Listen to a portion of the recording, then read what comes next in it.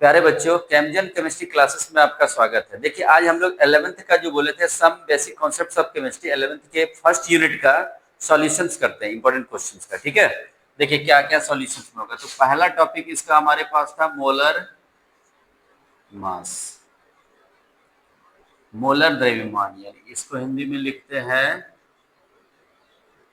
Molar द्रव्यमान। कौन कौन से कंपाउंड्स का आपको पढ़ना है, तो देखिए यहाँ है CO2, CH4, H2O, SO2, HNO3, इसके बाद लिखेंगे हैवी वाटर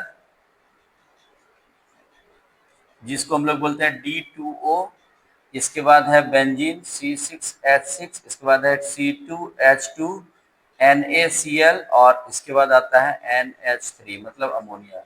देखिए टोटल का सॉल्यूशन कैसे होगा।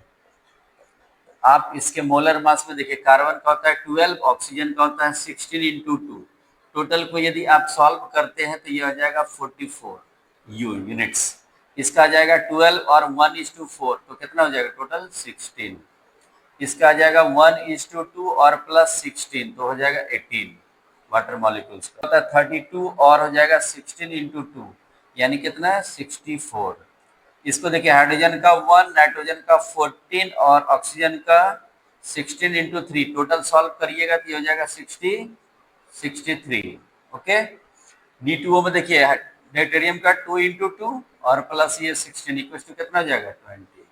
आपका इसका हो जाएगा 12 × 6 प्लस 1:6 इक्वल टू हो जाएगा 78। ओके, और देखिए इसके कार्बन का 12 × 2 और प्लस हो गया 1:2, तो टोटल आप यदि सॉल्व करके इसको लिखते हैं तो हो जाएगा कितना 26।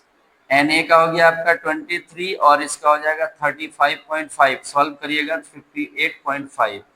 ओके, अगला देखिए N का हो गया 14 और इसका हो गया 1:3, तो टोटल यानी 17। ये आपका कंप्लीट हो गया पहला टॉपिक। इसके बाद आपको आता है परसेंटेज कंपोजिशन।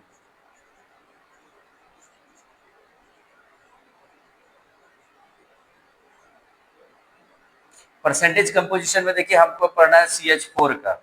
जैसे आपके पास कंपाउंड क्या दिया है मीथेन, इसमें लिखेंगे परसेंटेज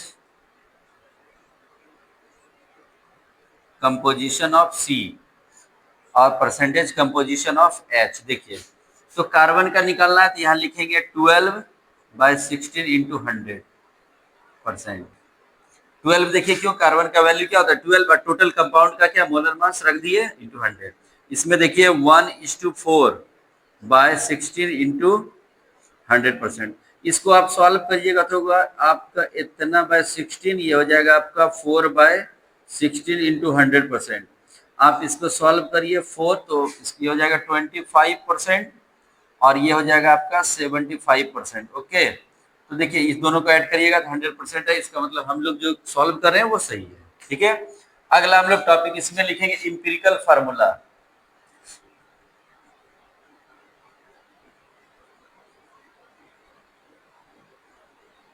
हिंदी में इसको बोलते हैं क्या, मूलानुपाती सूत्र।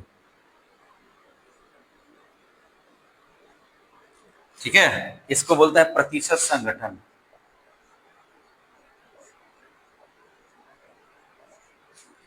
मूलानुपाती सूत्र में देखिए कौन कौन सा कंपाउंड्स आपको पढ़ना है। जैसे आपके लिए रहेगा यहाँ पर बेंजीन, इसके बाद आपका है ग्लूकोज यानी C6H12O6 का, इस सबका हम लोग इंपिरिकल फार्मूला लिखेंगे। इथेन का फार्मूला C2H4, इथाइन का C2H2, इसके बाद हाइड्रोजन पेरोक्साइड का H2O2, इसके बाद आपका है एसिटिक एसिड CH3COOH। इसको हम लोग फॉर्म को कंबाइंड फॉर्म में लिख लेते हैं C2H4O2। तो देखिए इसमें आप क्या करिए, कॉमन ले लीजिए। कॉमन क्या लीजिएगा आप, तो देखिए 6 ले लिए तो CH बचा, इसमें कॉमन ले लीजिएगा 6 तो क्या होगा CH2O होगा।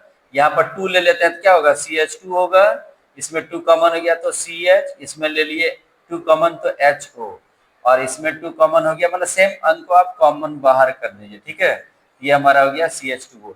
मतलब आपको जब इंपिरिकल फार्मूला वाला क्वेश्चन आएगा डायरेक्ट ऑब्जेक्टिव टाइप में, आपको इस तरह रहेगा बेंजीन का तो ये CH लिखना है, मतलब जिसका जो है उस समय कॉमन लेके उसको बाहर कर देना है। अगला क्वेश्चन देखिए, इसी टाइप का आपका है एक एम्पिरिकल फार्मूला का और क्वेश्चन रहता है आपका। एक कंपाउंड आपको दिया है एन ऑर्गेनिक कंपाउंड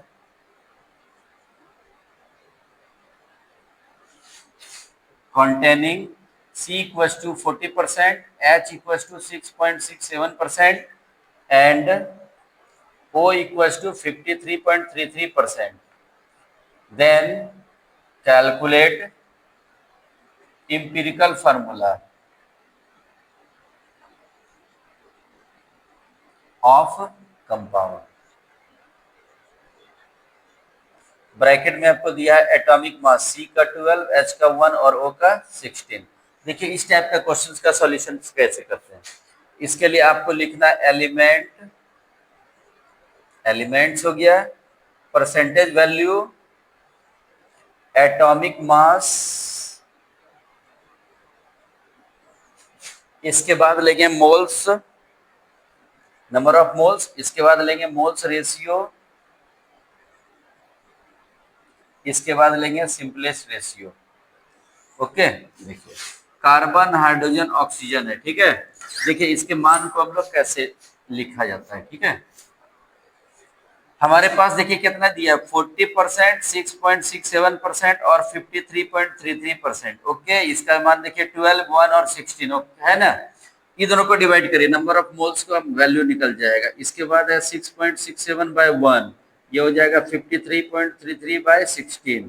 इसको सॉल्व करिएगा तो मान आएगा 3.33, ये होगा 6.67, ये होगा 3.33। अब देखिए टोटल को आप लिख लीजिए और सबसे लीस्ट वैल्यू जो रहेगा, सबसे छोटा मान जो रहेगा, उससे टोटल को आप क्या करिए कंपेयर्ड कर दीजिए। 3.33, यहाँ पे 3.33 है, 1 ये हो गया 2, ये हो गया 1, 1 2 1। यहाँ पर हम लोग लिखेंगे इंपिरिकल फार्मूला क्या हो जाएगा CH2O। कैसे CH2O, देखिए कार्बन का मान 1, हाइड्रोजन का मान 2, ऑक्सीजन का मान 1, तो 1 को नहीं भी रिप्रेजेंट करेंगे तो वो इस क्वेश्चन देखिए ये भी इंपॉर्टेंट है। इंपिरिकल फार्मूला वैसे आएगा, डायरेक्टली ऐसे लिख सकते हैं, इस टाइप परसेंटेज वैल्यू भी दिया रहेगा, जिस टाइप से आपको कैलकुलेट करके लिखना है। ओके।